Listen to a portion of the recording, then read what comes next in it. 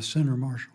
Thank you, Mr. Chairman. It's great to see everybody. Mr. Benham, welcome back. You look great, so life must be treating you well. I'll give you my first question. The crypto industry seems to use a lot of synonyms.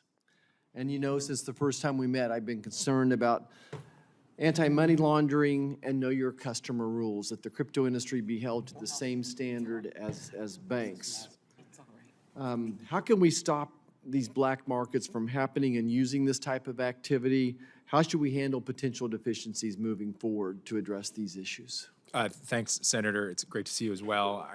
I do think, and as I've said in my written testimony, as you and I have discussed over many years at this point, whatever efforts the committee makes around anti-money laundering and know your customer should be grounded in existing law, around both of those things that Treasury mostly implements, but the agencies will need to also have increased authority around anti-money laundering and know your customer. Much of this industry is about anonymity. And I think why we're here today is to bring that anonymity into light, to bring transparency around it, and regulation serves that purpose.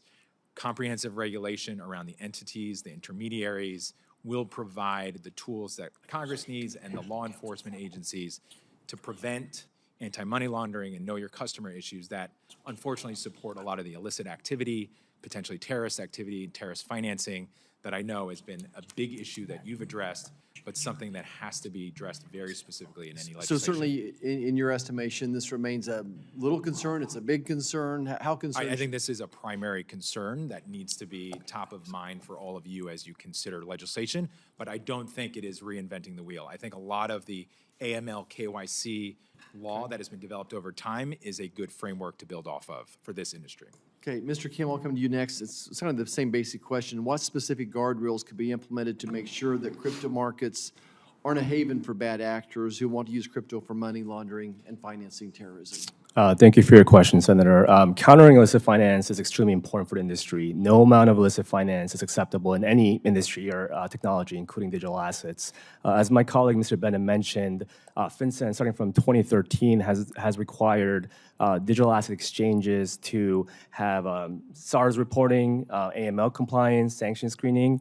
And I believe that providing the CFTC with oversight over the spot trading of digital commodities and allowing the CFTC to come up with additional necessary rules and guardrails to best protect the industry is something that would benefit industry, consumers, and that will allow innovation to grow here in the United States, because the only way for our industry to keep on growing is to best protect consumers.